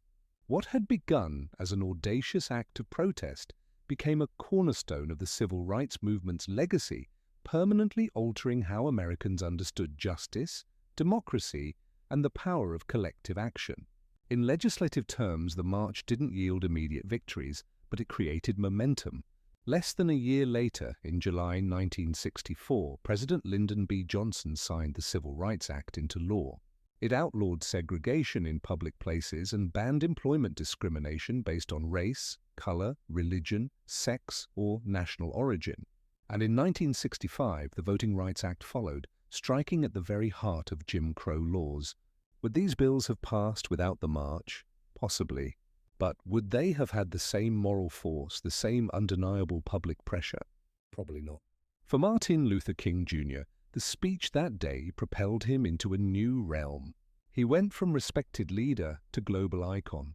But fame came with cost, surveillance, threats, and ultimately, assassination. In 1968, the dream he spoke of on those steps would become more poignant, more tragic, and more revered with each passing year. For the broader movement, the march showed what unity could achieve. It gave organizers a blueprint for large-scale mobilization, and it inspired a generation of activists both in the US and abroad. Anti-apartheid organizers in South Africa, student protesters in Europe, and future human rights leaders across the globe would cite the March on Washington as a model. But the legacy isn't just historical. The language of the march, the idea of jobs and freedom, the image of peaceful resistance, the echoes of "I have a dream" still pulses through modern protest. From the Million Man March to Black Lives Matter rallies, echoes of 1963 reverberate with every chant and every cardboard sign in Washington, D.C. King's Memorial now stands just across the tidal basin from the Lincoln Memorial. Visitors walk past his towering likeness carved in stone with words from that August day etched into the granite. But the real memorial isn't in stone. It's in classrooms, voting booths, marches, and voices refusing to stay silent because the dream wasn't meant to rest in history books. It was meant to be lived. And the legacy of that summer afternoon still dares us to do just that. More than 60 years have passed since that summer afternoon when over 250,000 people stood shoulder to shoulder beneath the shadow of the Lincoln Memorial. The March on Washington has been immortalized in textbooks, documentaries, and museum exhibits. Dr. King's speech is taught in schools. His voice, steady and strong, echoes in national memory like a sacred refrain. What looked like a perfectly synchronized movement was in truth held together with string, sweat, and a lot of last-minute compromise. Bayard Rustin, the chief architect of the march, had to battle not just logistics but politics. He was constantly under scrutiny, not just because he was openly gay and a former communist, but because some civil rights leaders feared his identity would be used to discredit the movement. In fact, Congressman Adam Clayton Powell had once threatened to publicly accuse Rustin and Dr. King of being lovers if King didn't remove Rustin from an earlier campaign. That threat haunted every stage of planning. Then there was the issue of women's voices. Despite the critical roles played by women like Ella Baker, Diane Nash, and Dorothy Height, none were invited to deliver major speeches on their own. Rosa Parks was in the crowd that day, revered by all, but she was not given the microphone. Behind the powerful optics of the march lay the truth. The movement still struggled with its own hierarchies and blind spots. Even within the Big Six organizations, friction bubbled. SNCC leaders were growing increasingly disillusioned with the slow pace of change and the older generation's insistence on moderation. They wanted to confront systemic racism more aggressively. CORE had similar frustrations, but unity was deemed too important just for one day. Meanwhile, the federal government watched with clenched teeth. J. Edgar Hoover's FBI had assigned over 100 agents to spy on organizers. They bugged hotel rooms, followed key figures, and compiled dossiers. They were convinced the march would turn violent or that communists would hijack the event. When nothing of the sort happened, they simply doubled down on their surveillance, especially of Dr. King. And let's not forget money. The march cost over $250,000, equivalent to millions today. Most of it was raised through unions and sympathetic donors, but organizers scrambled until the final hour. They even borrowed walkie-talkies from the Boy Scouts. The March on Washington was historic, yes, but it was also deeply human, imperfect, messy, political, and unfinished. Just like the country it sought to heal, the sun began to dip behind the Washington Monument as the crowds slowly dispersed. People hugged, cried, sang, and lingered as long as they could, reluctant to leave what felt like sacred ground. But the march was over. The speeches had been delivered. The signs had been raised high. The world had watched. And now the question hung heavy in the humid August air. What happens next? In the immediate days that followed, the media reaction was cautiously positive. Major newspapers acknowledged the historic nature of the event, though often with a tone of detached curiosity. Some called it orderly and dignified, which was code for no one rioted. Few outlets gave much space to the specific demands of the march, like the call for a federal jobs program or a $2 minimum wage equivalent to around $20 today. But everyone covered Dr. King's speech. That, at least, could not be ignored. President John F. Kennedy, who had initially opposed the idea of the march, watched it unfold on television with growing admiration and perhaps surprise. He called the event impressive and met with civil rights leaders at the White House immediately afterward, but legislative movement remained slow. His proposed Civil Rights Act was still stalled in Congress, caught in the claws of Southern opposition. Some activists were disappointed. They had hoped the march would result in immediate action. Instead, it was back to the grind, organizing, marching, resisting, and mourning those who paid the price for justice. Just weeks later, that reality hit hard. On September 15, 1963, 4 black girls were killed in the 16th Street Baptist Church bombing in Birmingham. The dream had been voiced, yes, but the nightmare wasn't over. Still, something had changed. The March on Washington marked a new phase in the civil rights movement. It proved that mass protest could be disciplined, powerful, and impossible to ignore. It brought together a coalition broader than ever before. Labor unions, faith leaders, celebrities, students, and working-class Americans all in one place, united by justice. And most of all, it gave the movement a voice, a dream, a speech that would be quoted, studied, and echoed across the world. The march was over, but the road was just beginning. And that road would soon lead through blood, legislation, and transformation. The March on Washington didn't just rattle the conscience of America, it reshaped its moral landscape. What had begun as an audacious act of protest became a cornerstone of the civil rights movement's legacy, permanently altering how Americans understood justice, democracy, and the power of collective action. In legislative terms, the march didn't yield immediate victories, but it created momentum. Less than a year later, in July 1964, President Lyndon B. Johnson signed the Civil Rights Act into law. It outlawed segregation in public places and banned employment discrimination based on race, color, religion, sex, or national origin.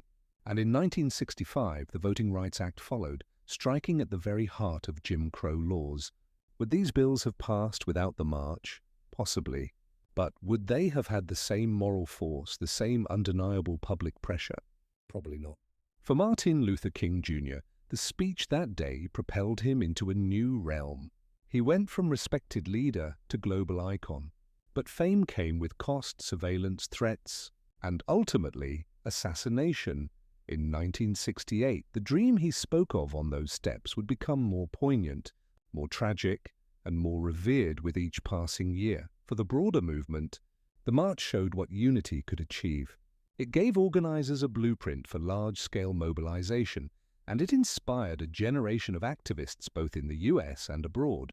Anti-apartheid organizers in South Africa, student protesters in Europe, and future human rights leaders across the globe would cite the March on Washington as a model. But the legacy isn't just historical. The language of the march, the idea of jobs and freedom, the image of peaceful resistance, the echoes of "I have a dream" still pulses through modern protest. From the Million Man March to Black Lives Matter rallies, echoes of 1963 reverberate with every chant and every cardboard sign in Washington, D.C. King's Memorial now stands just across the tidal basin from the Lincoln Memorial. Visitors walk past his towering likeness carved in stone with words from that August day etched into the granite. But the real memorial isn't in stone. It's in classrooms, voting booths, marches, and voices refusing to stay silent because the dream wasn't meant to rest in history books. It was meant to be lived. And the legacy of that summer afternoon still dares us to do just that. More than 60 years have passed since that summer afternoon when over 250,000 people stood shoulder to shoulder beneath the shadow of the Lincoln Memorial. The March on Washington has been immortalized in textbooks, documentaries, and museum exhibits. Dr. King's speech is taught in schools. His voice, steady and strong, echoes in national memory like a sacred refrain. But for many, the question remains, has the dream been realized or has it merely been delayed? In some ways, progress is undeniable. The legal framework of segregation was dismantled. Voting rights, though now under fresh assault in many states, were won through blood, marches, and court battles. The presence of black lawmakers, judges, mayors, and even a two-term U.S. president was unthinkable in 1963. Interracial marriage, once illegal in much of the country, is now protected by federal law. These are not small things. They are victories carved out by relentless struggle, and yet the original demands of the march, the ones often overshadowed by King's speech, still echo unresolved. The call for a living wage still unmet. Racial disparities in education, housing, employment, and healthcare remain entrenched. Police brutality, the very thing that sparked much of the early civil rights organizing, continues to ignite outrage and protest. The dream of true economic justice of a country where opportunity is not predetermined by zip code or skin color is still far from reality. Modern movements like Black Lives Matter have taken up the mantle, often using the imagery and rhetoric of the 1963 march as both inspiration and indictment. They march through the same cities, chant on the same streets, and demand the same basic human rights. But they do so in a world transformed by social media, surveillance, and new forms of resistance. The March on Washington was never meant to be the conclusion. It was a flashpoint, a stake in the ground that said, "This is who we are, and this is what we demand." It was a declaration, not a resolution. So the dream remains battered, challenged, reinterpreted, but still alive. Whether it is deferred, distorted, or one day fulfilled depends not on the past, but on us. On the choices we make, the injustices we confront, and the courage we summon to march again and again until the dream becomes a shared, lived reality.